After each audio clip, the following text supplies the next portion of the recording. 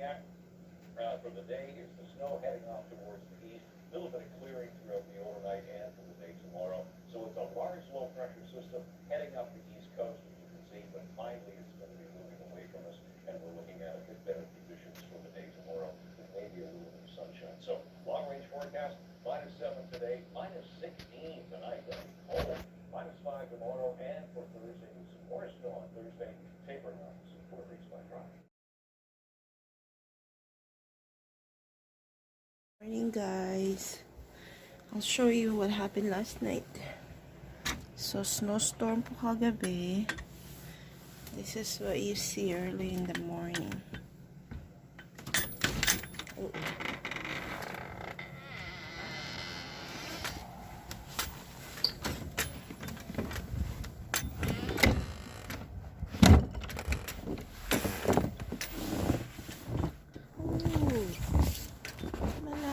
Dito pa lang yun sa pintuan namin.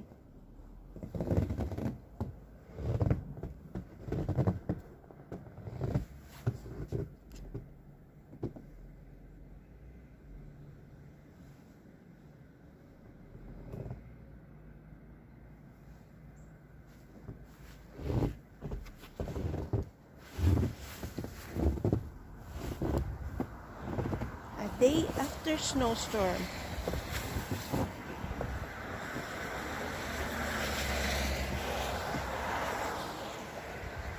Today, no school. Canceled.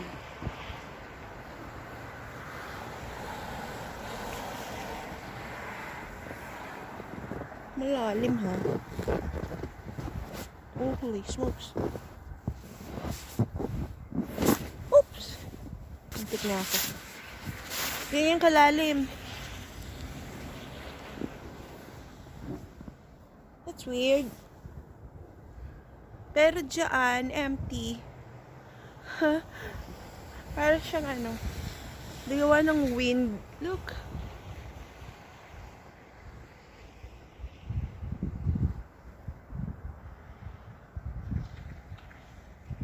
Look. Pumasok na sa boots ko. Ang lalim dyan. Oh my goodness. Na-stuck na yung car. Hindi siya hindi siya makaalis. Stuck.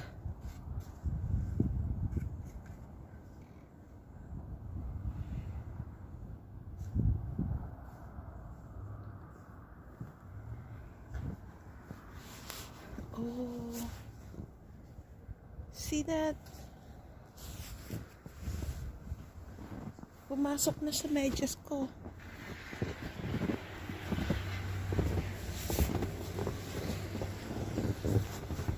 Let's go, shovel tayo.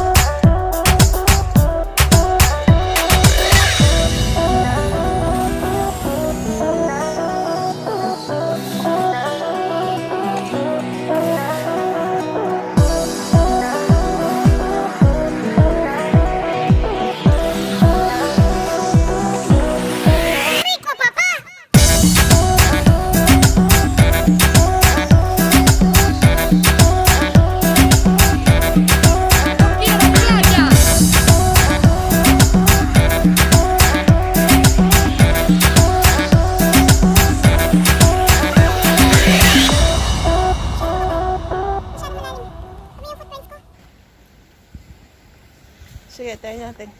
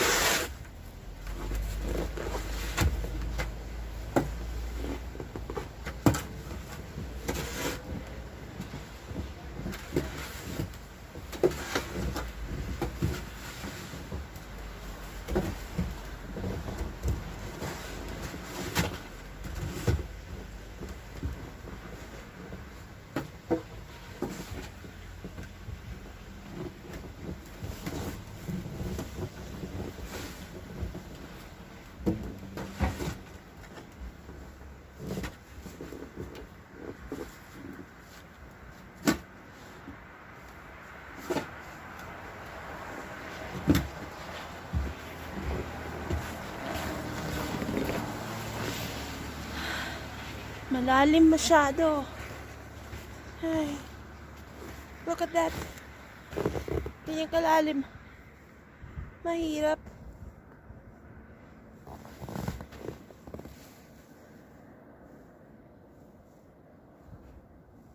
Ano kaya to? Antayin ko na lang siguro magising yung mga lalaki dito.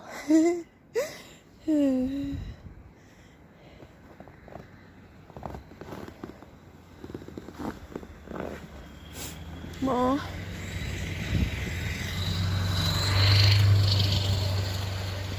Pasok niya.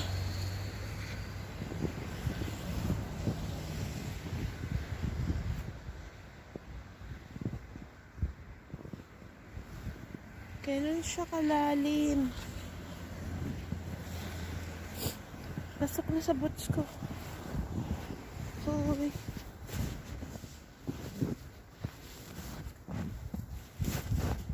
Bakit dito? Wala. Kasi andito lahat. Nabundok siya dito.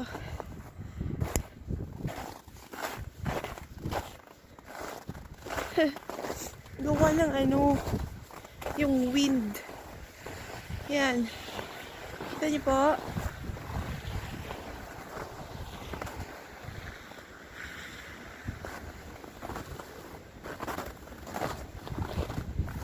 Hindi na siya makaalis.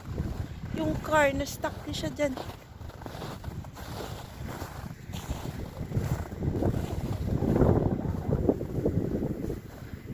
Hindi pa po tapos. Meron pa until today. That's why yung school canceled. Walang school bus. Hindi na shovel yung dito na road. Kaya yung car, oh, hindi siya makaalis.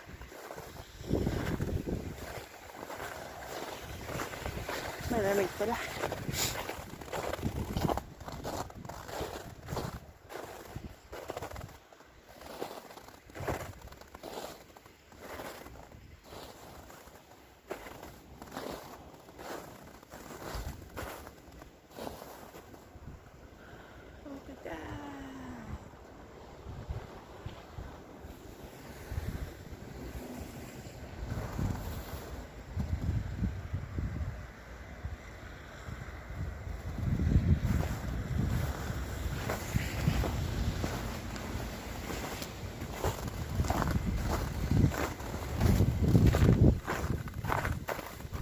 Ako naglalaro. Alam nyo na. Alang-alang sa inyo.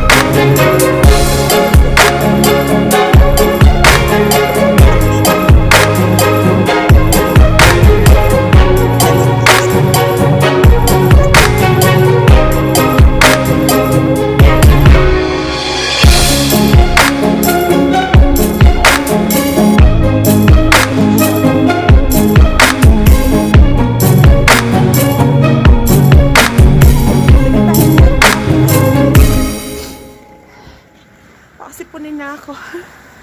Sabi yung lalaki. Na-stuck siya. Shovel pa more. Kaya mo yan, dude. Kaya mo yan.